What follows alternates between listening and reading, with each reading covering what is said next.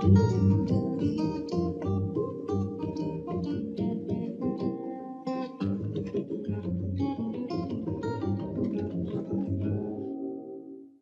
Amazon in 1970, I became very shortly impressed with the need to attempt to preserve living plants that had a potential medical impact. Plants with a folk history of healing or psychoactivity or some other function that made them worth saving. And the first notion was that we would buy land in Colombia. And I did this, and to this day own 10 unclaimable hectares near Florencia in southern Caquetá.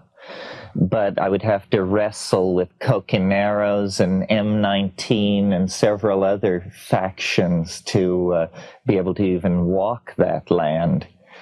So over the years, the idea sort of was fallow. And then about 6 years ago, Kat and I decided that our 9 acres of land that we owned in Hawaii could be turned into a nonprofit foundation and put toward this project.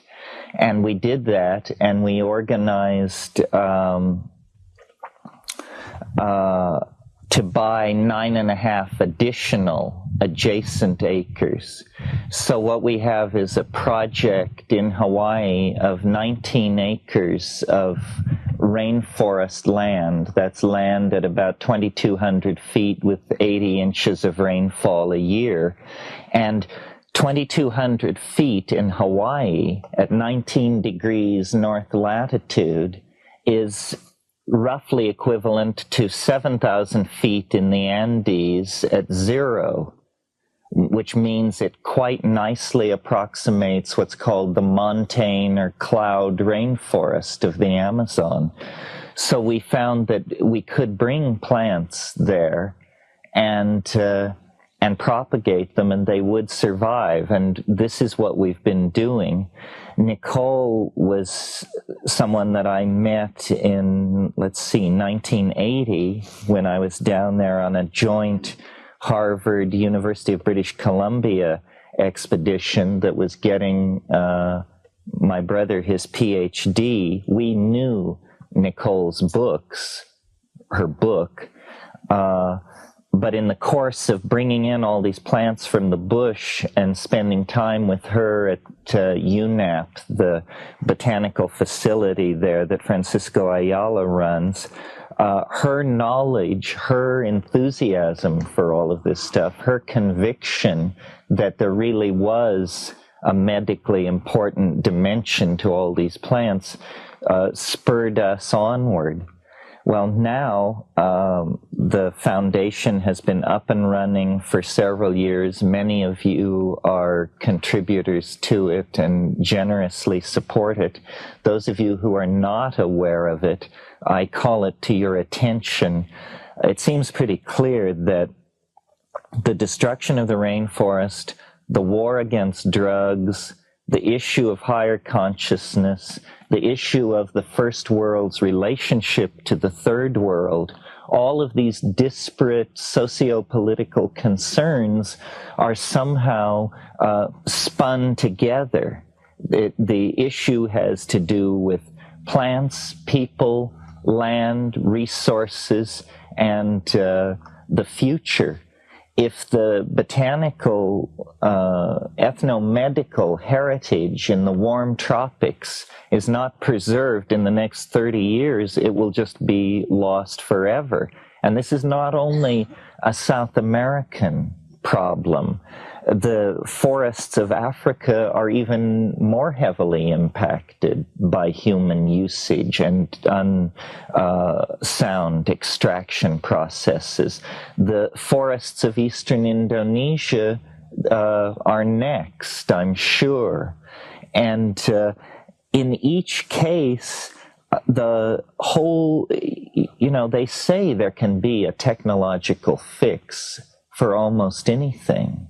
But once a species becomes extinct, that's it for all eternity. That particular genome, that particular solution to life's vicissitudes will never be expressed again. So what we're trying to do is save that which is literally priceless. No price can be put upon it. Now the argument is being made that sound extraction processes are more profitable than clear-cutting and turning rainforest into pasturage. This is certainly true, but we can't be certain that this message is going to be heard. Also, and this is the particular focus of our concern, rapid as the destruction of the rainforest is, even more rapidly the human knowledge is fading, because these people are being absorbed into a global capitalist economy. They don't become shamans. They become outboard motor repairmen, tour guides, hotel managers, this sort of thing. They work in sawmills. If this knowledge is lost, the presence of the plants doesn't really mean anything in terms of its impact on human health and quality of life.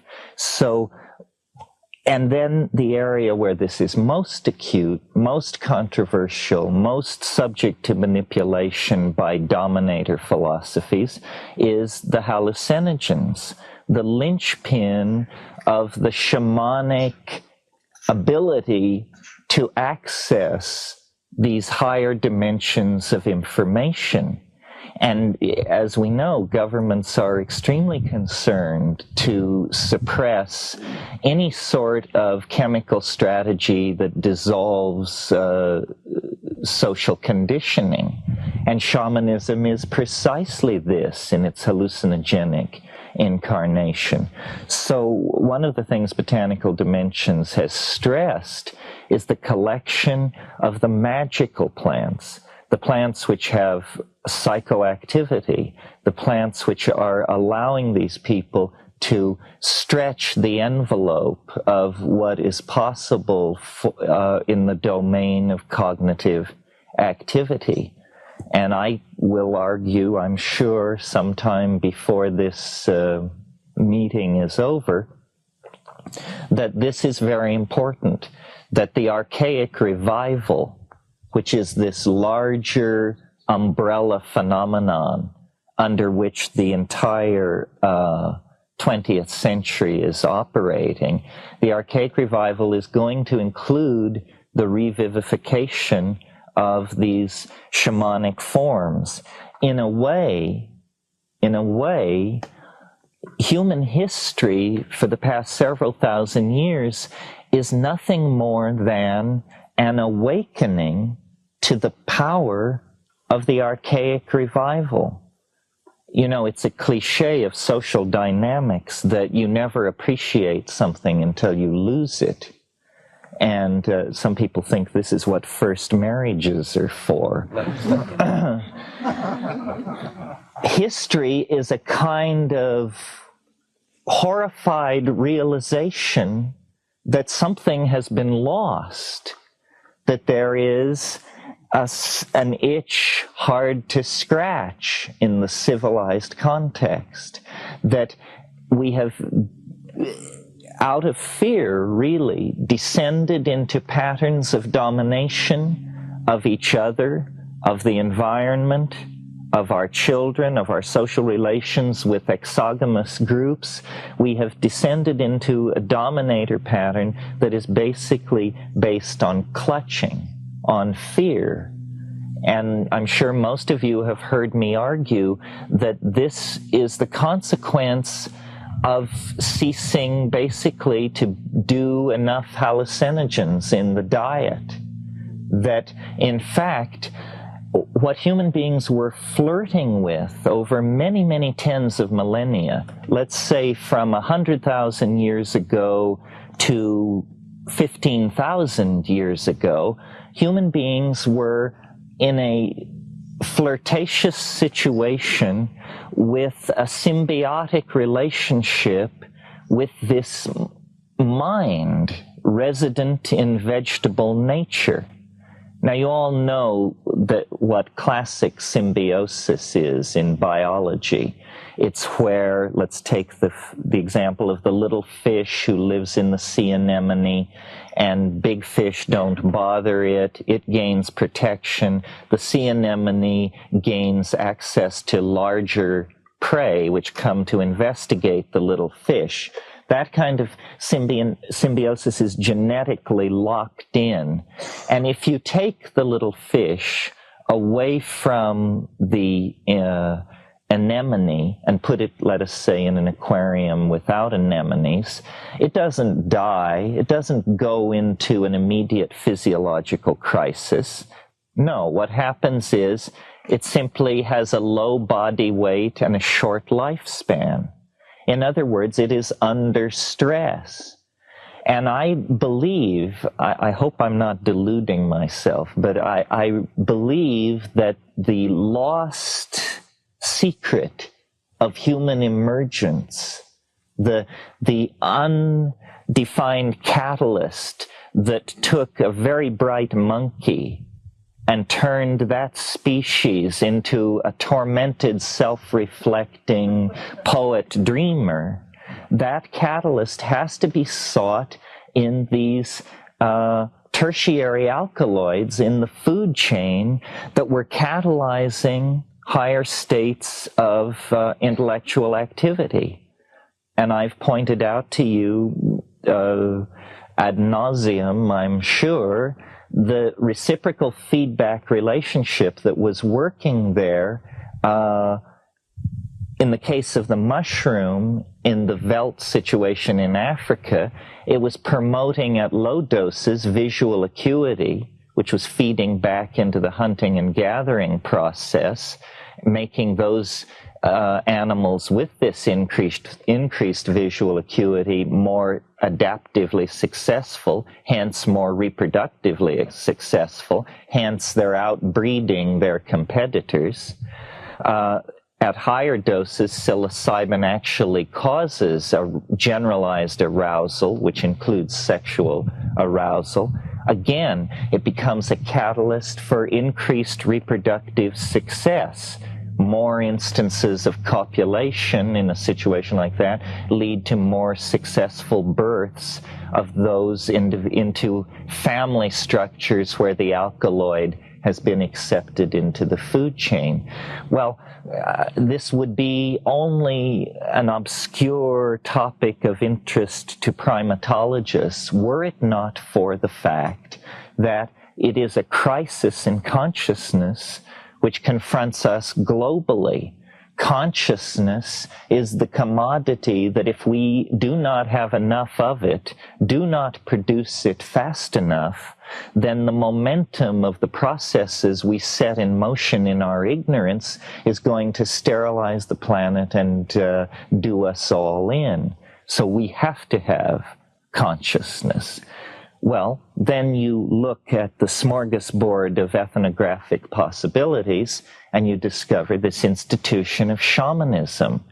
It is the institution of planner, of visionary, of manager, of large system coordinator. That's what it's about.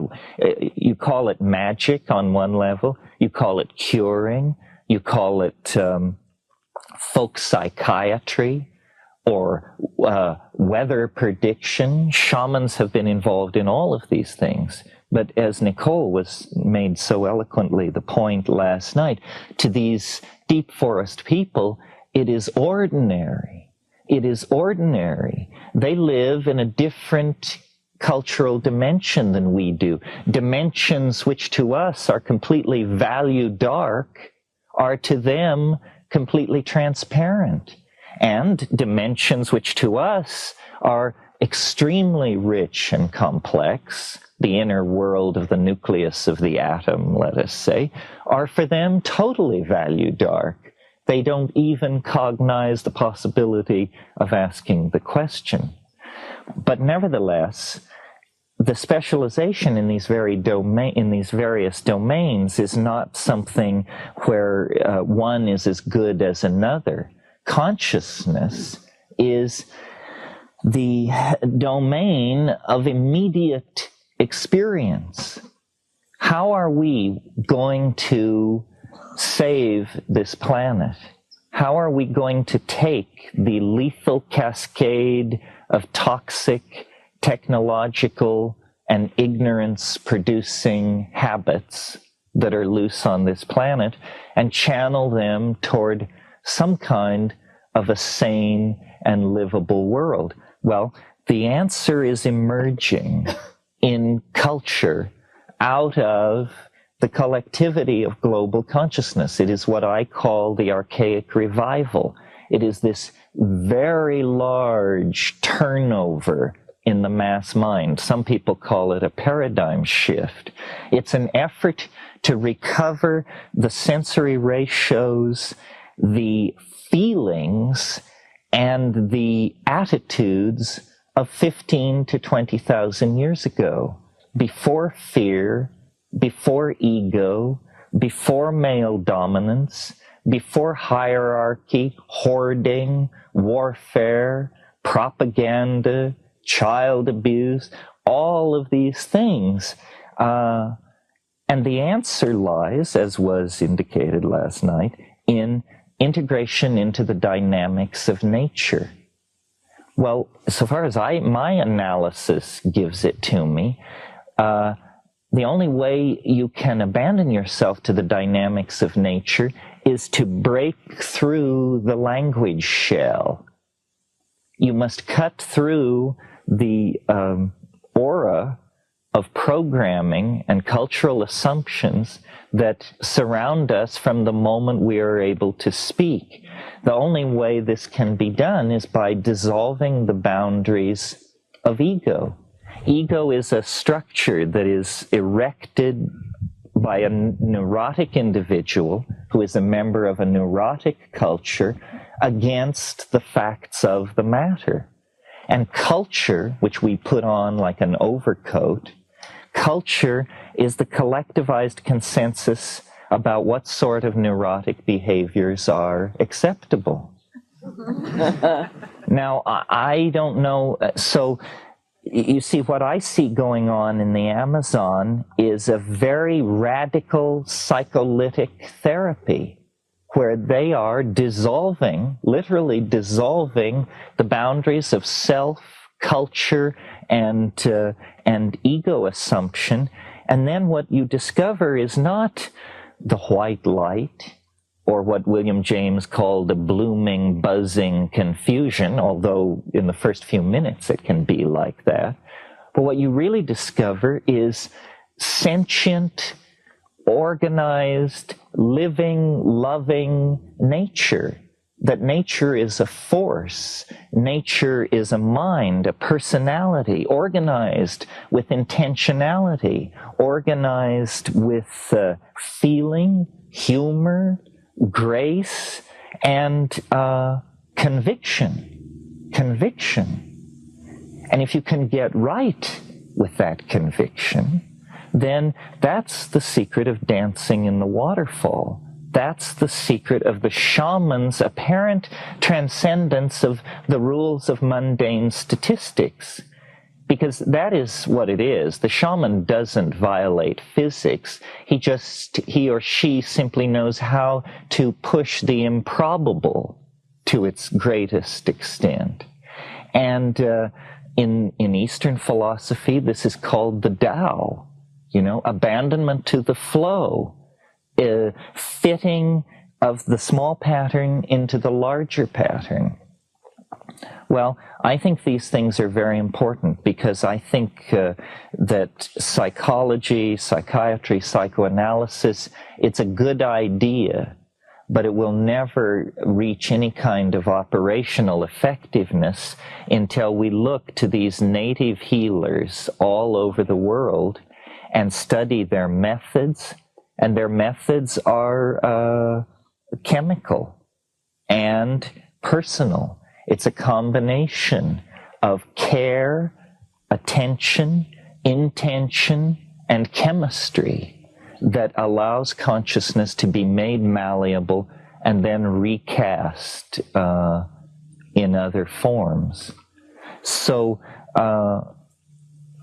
I find myself this weekend explaining myself. That's what I feel like I'm doing. Why does someone who extols the self-transforming elf machines of the DMT space also claim to be a conservationist, also, have a mathematical dog and poodle show? Well, it's because all of these things emerge out of the concrescence of consciousness, its intention toward its own transformation. Nature is the answer. It's not enough to be like Wordsworth. It's not enough to, this is not, Mao Zedong said the revolution is not a dinner party.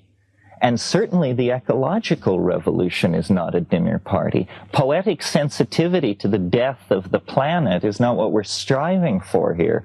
What we're striving for is to halt, overturn, and back out of the impending death of the planet. It is very clear now that consciousness will decide that the planet, there are not rosy futures of suburban housing and ratatouille to be extended endlessly into the future. We are approaching a bifurcation where it is either going to become heaven or hell, one or the other. And I think that this archaic intuition, which I see reaching clear back to the birth of the 20th century and the 19th century, back to people like Alfred Jarry and Guillaume Apollinaire and the pataphysicians, the surrealists, the physicists around Einstein, Freud, modern art, modern dance, jazz, all of this stuff is an effort to reclaim the primitive, to reclaim the archaic, to reject all that powdered wig algebra that comes down through the French, English, German tradition of constipated male dominance. And instead, intuit, that's what it is in Freud and Jung and the New Age, and intuit our way out. But now we're the intuition is rising to the surface. We no longer have to operate without the presence of the goal firmly in hand. The goal can now be stated. What this is all about is a return to archaism with the lessons learned in history. That's where we were happy. The fall was a fall into a veil of tears, into a world of limitation and pain and suffering and infectious disease and so forth and so on. It's a prodigal journey into a lower dimension that can now be ended by a collective cultural decision to commit to this Taoist, shamanistic, feminized, cybernetic, caring, aware, present kind of being.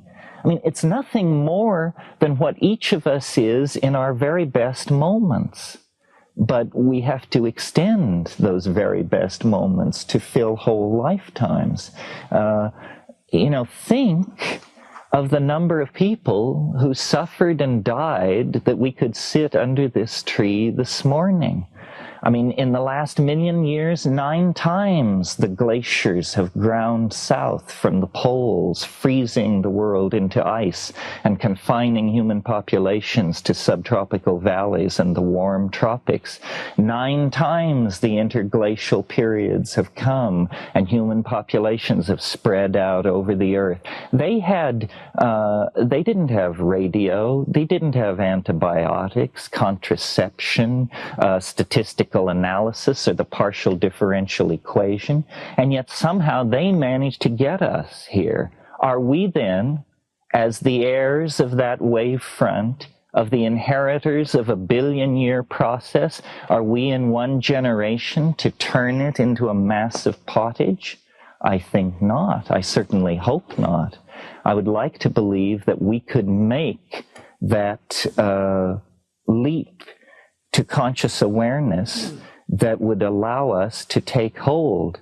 Now, the problem, it was easy the first 10 years that I sat before you, because what we were doing was getting to know each other, to verify that we in fact existed, that I wasn't crazy, you weren't crazy, so forth and so on.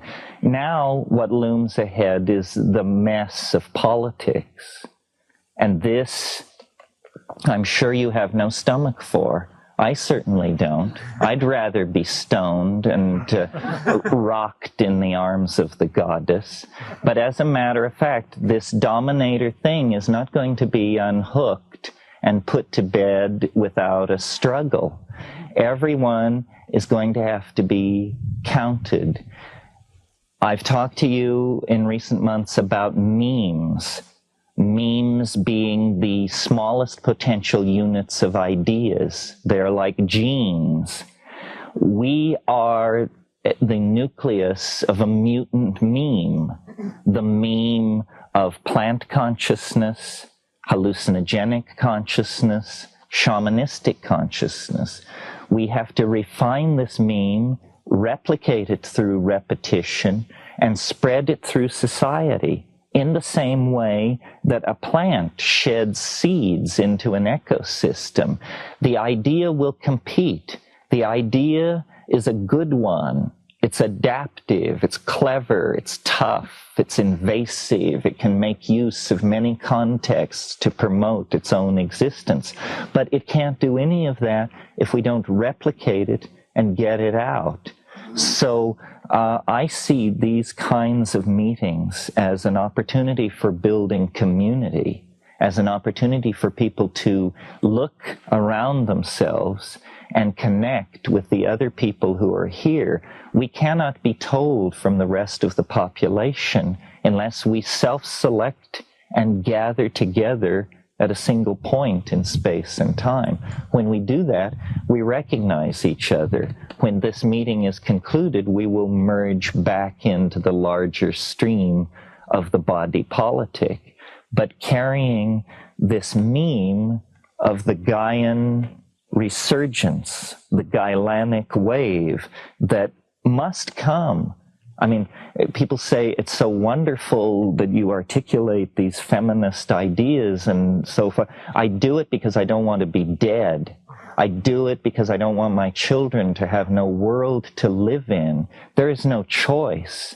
It's the walls are high and the current is moving very fast. What we need to do is merely keep our spirits high and learn to sing the song. That's just something or other.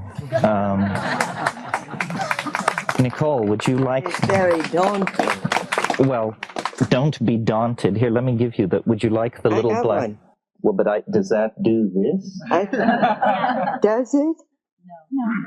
Here you are, my It dear. doesn't. Do you want to hold this, or do you want to bellow? Thank you. There you are. Perhaps I'd be better without it, because whereas you see a very large, you see it all. I have seen a very small bit of it. I've seen that little bit up close. And it's not a bit that has been in everybody's window. They don't have it at Macy's.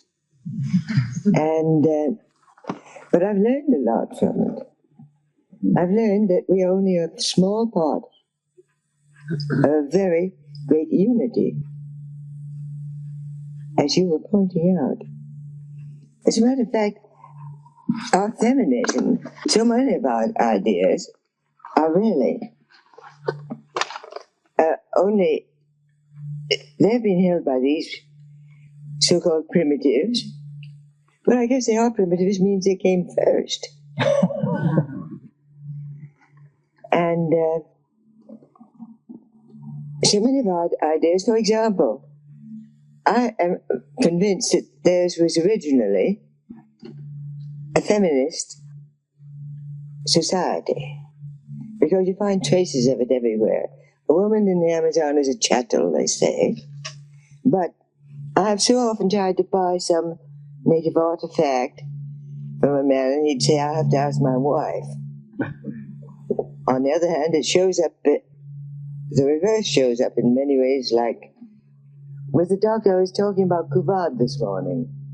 Kuvad is the Amazonian method employed by many, or rather system, which is employed or in force in many tribes. When mama's going to have a baby, she simply goes to the edge of the river, possibly with a friend, another woman, and has it. And that's it. She comes back after washing up a bit, and Papa gets in his hammock, and he is a sick man for anything from 2 days to 2 weeks, depending on which tribe it is. And she takes care of him. Well, now, is that really subservience? Or is it the sort of dominance, female dominance? I've never been able to decide. But it is not one that we could put over in our society. And you find traces of an ancient mother worship all through it. They'll speak of as you know, they are animists, which seems pretty reasonable when you're amongst them, because trees have spirits, rivers have spirits. They are entities, they have personalities, and they have a will of their own, according to native belief, and sometimes mine. And that power is described as residing in the mother of the tree, the mother of the river. The spirit of it is the mother. Well, the mother, all through Amazonian tribes, cultures, as far as I know, the system is that mother has acquired authority, usually over the girls for a long time, but over the boys only when they're very small. When they're bigger, they go out and learn to hunt, fish with Papa, and they get initiated. The initiation for the girls is somewhat more peculiar.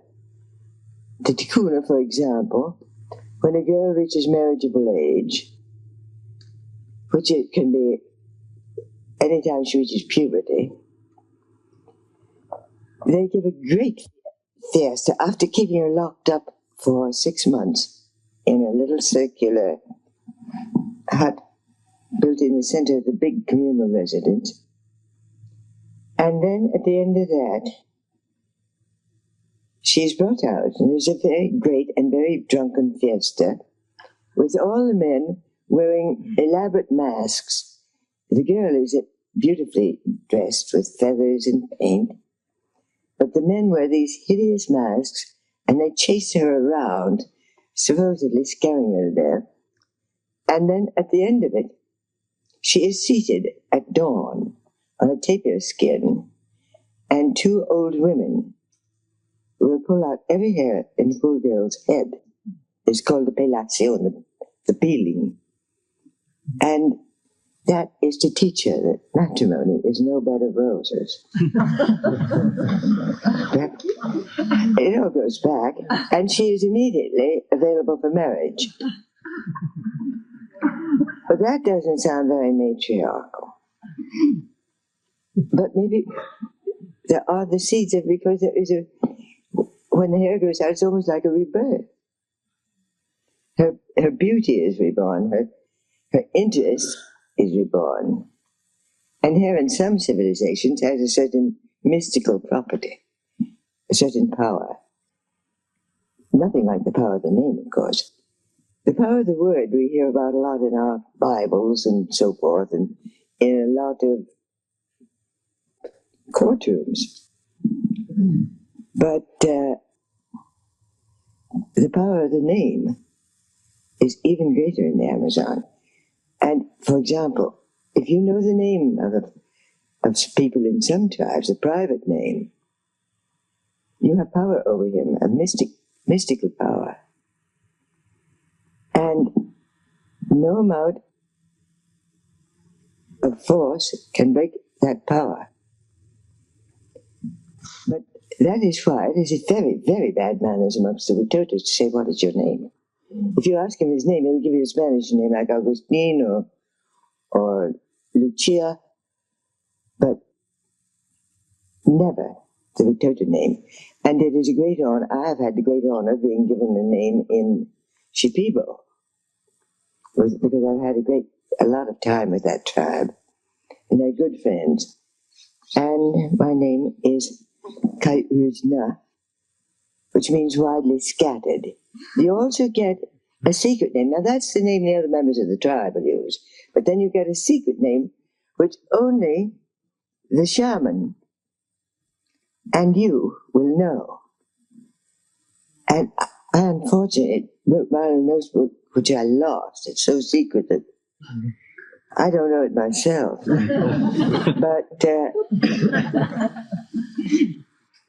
But the name I have, when I go into a tribe and I say a group of Shipibos or Konipos, their language is almost the same, that I am Kai Ujna, I'm immediately accepted as one of them. Whereas if I say I'm Nicole, I'm an outsider. The name has power. Now part of that power is something that is very important when you're dealing with, as a shaman, with people.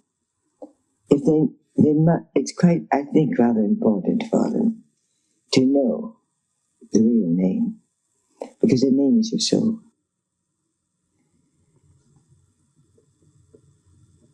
Etiquette in tribes, of course, is very rigid. And in some areas, they still keep the ayahuasca ceremony very secret from outsiders. Not secret amongst themselves, of course, because it is an entrance into the real world, as I said. Terence can explain that to you. And in that, you can see, or the shaman will see for you, where you lost such and such a thing, or who is your secret enemy, or if somebody's sick, who is a witch doctor who sent the dart that made him sick, or even killed him, because no death, strangely enough in the tribes I know, no death is ever normal. Death is not accepted as a natural thing. It is an act. It is something that is put upon you by another person. A witch doctor, or, of course, it's not now so much, but there used to be a great deal of killing in wars, but wars mostly for honor. Revenge killings. Honor is such a big thing with them, and it is so closely associated with revenge that some of the tribes, the warrior tribes, were dying out. There were almost no able-bodied males left over 40 in the Agoduna and all the Yugoslavian tribes. And in fact, their attitude toward killing was rather different from ours. I heard one of them who had become a convert and telling what a good Christian he'd become. And he said, I gave up drinking very easily. That was no trouble. I gave up women and doing things I shouldn't very easily. But giving up killing, that was a different matter. I had to think for a long time. And you see, I was a good killer. A very good killer. Everybody knew me. And I like to kill people. It's a sport. And it's a sport that gives you the same kind of honor, that becoming a champion as anything, any sport in our civilization can do. Therefore, the lifespan was have to be very short.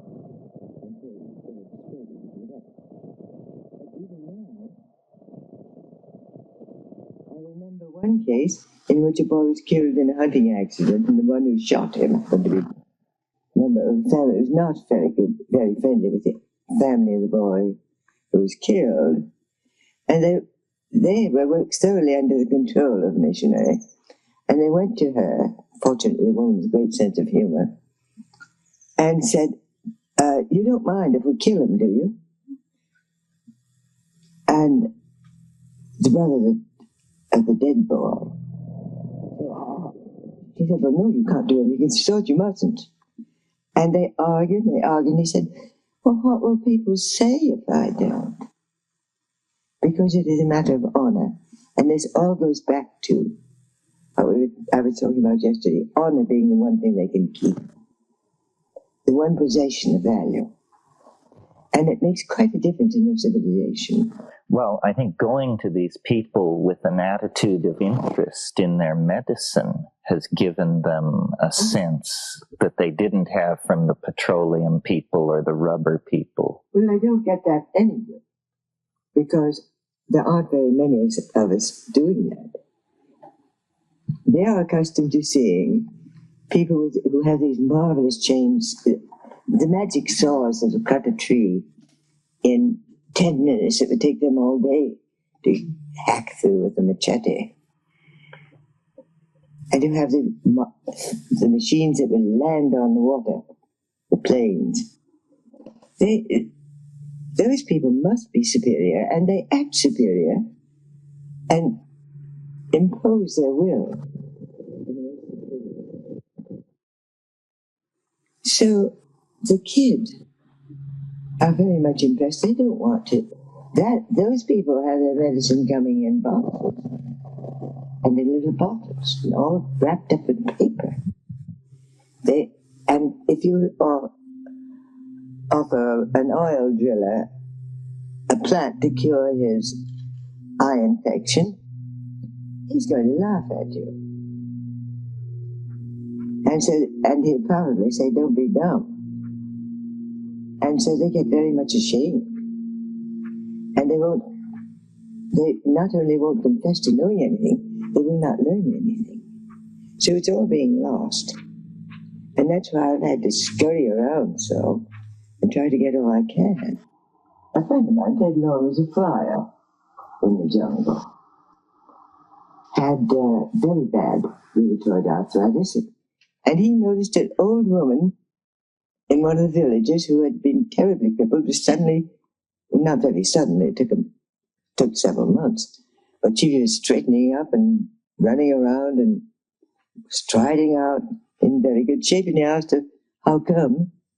She explained to him she had taken this Unanopsis.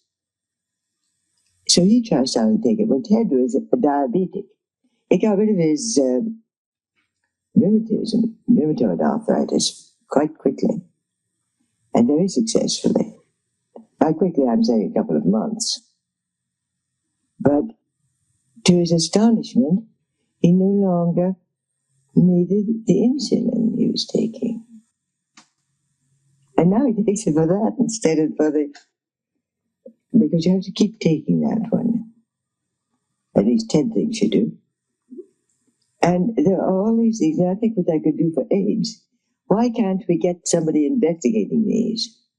Why isn't more work done? Why isn't there big noise? Everybody says it's because, well, who knows, maybe suggestion. It's a little hard to suggest laboratory tests or to influence microscopic slides. And it's a little hard it's a great deal harder to influence minds into accepting the fact that some of these primitive people can know things we don't. Their hallucinogens are the thing I've asked witch doctors how they learned about the plants. They will say, well, the plants tell us. And then when you get really talking it over with them and you're very good friends, they will explain that they, as they take their ayahuasca, one man told me, he takes it under a tree and he goes higher and higher and higher and higher in the tree. And as he goes up, different plants at different levels come to him and explain their uses. And he's very good as a curandero, a healer. Plants do tell you. I actually got a plant once told me. But that was in New Hampshire. And I was in a very bad way with a bad attack of dysentery. I was visiting a friend. I didn't know any doctors. She was away for a couple of days. I didn't know any doctors to get a prescription for paregoric. And I walked out in the garden, out in the back, and there was a whole lot of stuff around. A little plant, it looked like a groundcover of some sort. And somehow that plant, I knew all of a sudden it would be good for me. And I looked it over carefully because that's a very reckless thing to do, take any plant without knowing. Some extremely toxic ones.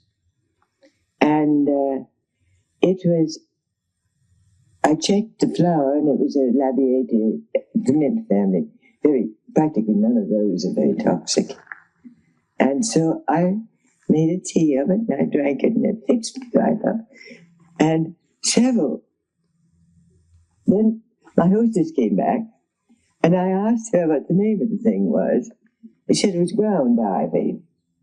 And that in all the herbal books is recommended very highly as a cure for intestinal problems of that nature.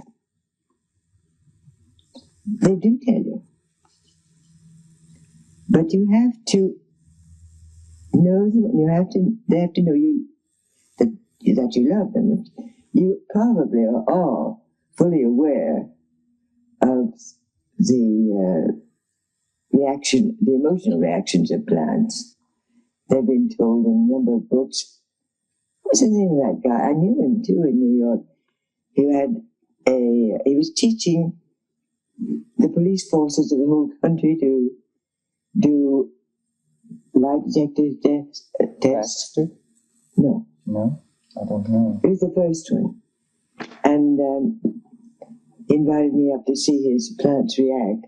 And you probably all know this, he put on the little gadgets on him. He had this huge desk. And the whole top of it was all very electronically elaborate. And he'd get, if you approached with a burning match a plant, you'd get a reaction like that on the graph. Well, that's awfully well known. But if they can react defensively, why can't they react in other ways? Or rather, not react, act. The witch doctors will tell you they can, that the mother of the plant is what does it. And the mother of the plant is best and most often met and chatted with through the influence of some psychedelic drug, some consciousness changing. The Kumalas, which are snuffs used in Colombia. The ayahuasca, I think, is the widest, the most widely used, but there are dozens of them.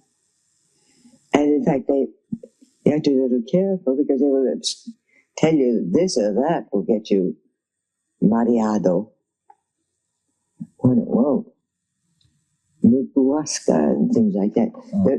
They'll assign the people who don't know very much and who want very much to impress you will assign fantastic powers to plants that really don't do very much. But the ones that do very much do it thoroughly and with a will of their own. I've met bad ones too. I remember one ayahuasca ceremony when something started pressing on me, and from both sides and crushing me. I was having a bad trip.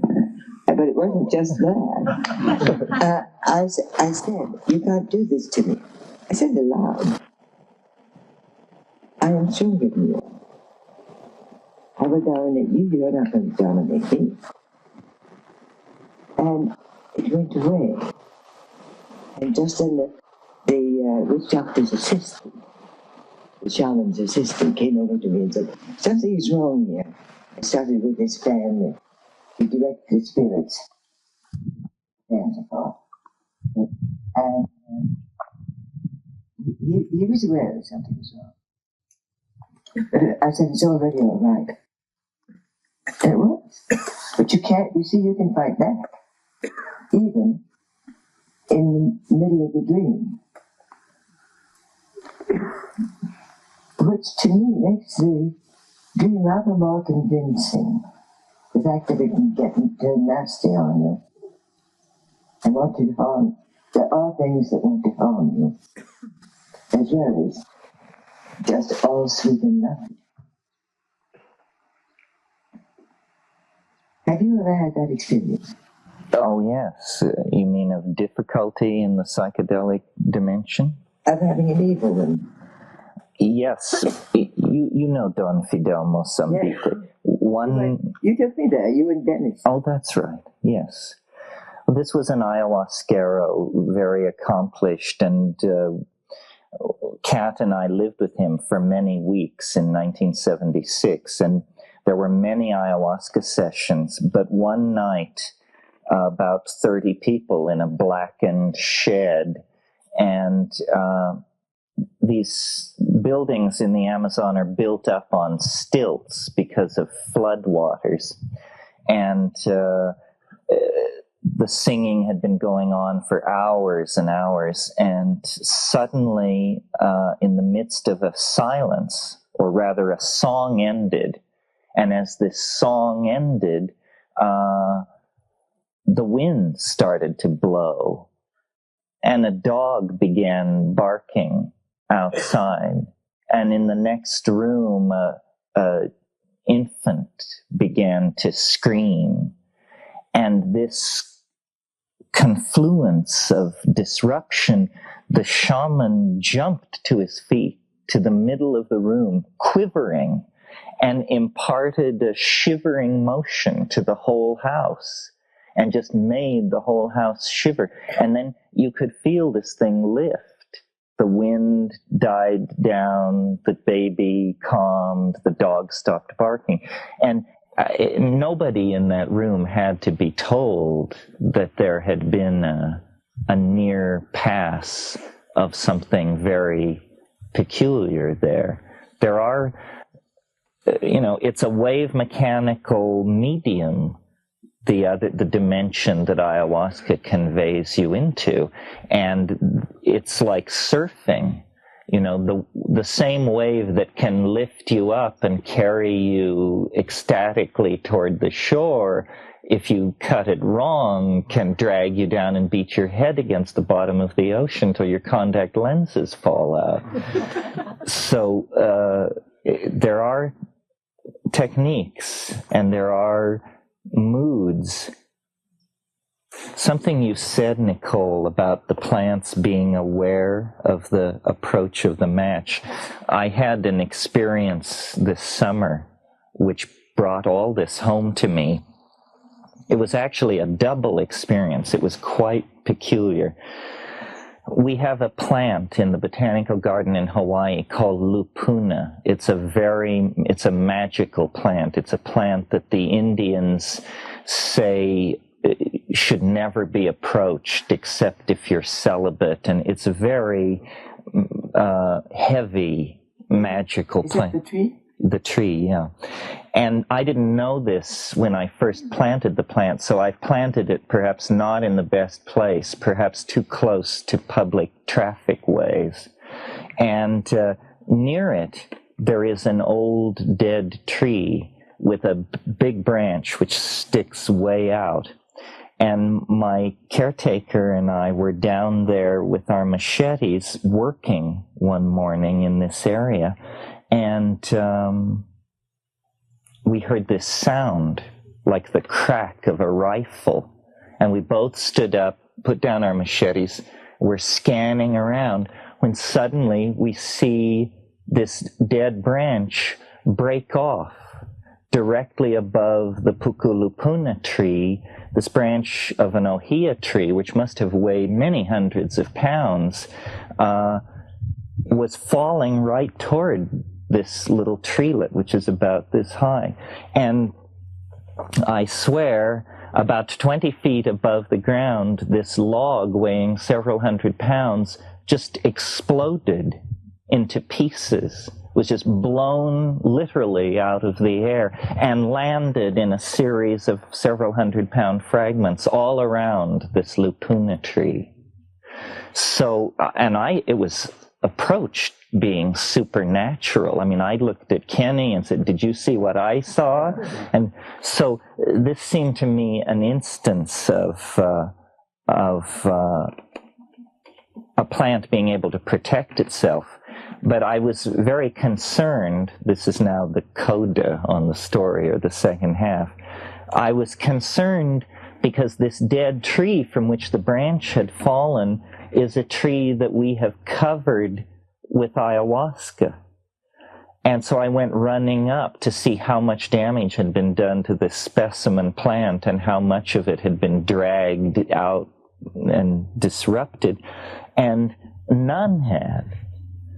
And then I recalled that though I had trained the ayahuasca up into this tree, it had always refused to grow out on this one branch. And this was the branch that broke. And there was a old Hawaiian mountain pot grower there who looked at this situation and uttered the sage remark, "It can sense instability." And so it didn't go out on that limb. And I thought, well, wow, is this true? Could it sense instability? And then I tried to figure out, well, how could it sense instability? And then someone offered the idea that, well, maybe the pressure of the wind on a dead and weakened limb has a different vibe than the pressure of the wind on a solid and growing limb, and this thing could actually sense that the limb was rotted and wouldn't go out onto it.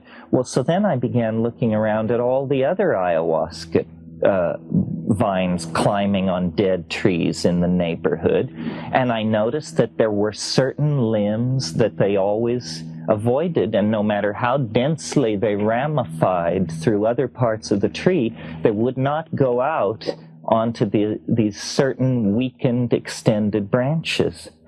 Well, you know, for me it was like an object lesson. It was an objective lesson that some of these things that we say about plants are true. Well, then all you have to do is the thing that Nicole says I do best, which is pull back to the cosmic perspective and say, if a plant in a Hawaiian forest, a vine in a Hawaiian forest, refuses to go out on a weakened tree branch because it senses instability, then what are the resources that the global ecosystem can bring to bear on the situation when it senses the instability that is represented by human history? It means that the vegetable world is able to react. The vegetable world is sensing and processing information. Now, we can't know its thoughts. In my little example about the ayahuasca, we can't know its thoughts, but we can see what value It was seeking to maximize by creeping out on that weakened limb. It wanted to live. It didn't want to go into a situation of danger where then it would be jerked to the ground by hundreds of pounds of falling inert material. It wanted to live. It sought to maximize life. Well, how much greater then must be the power of the endangered rainforest?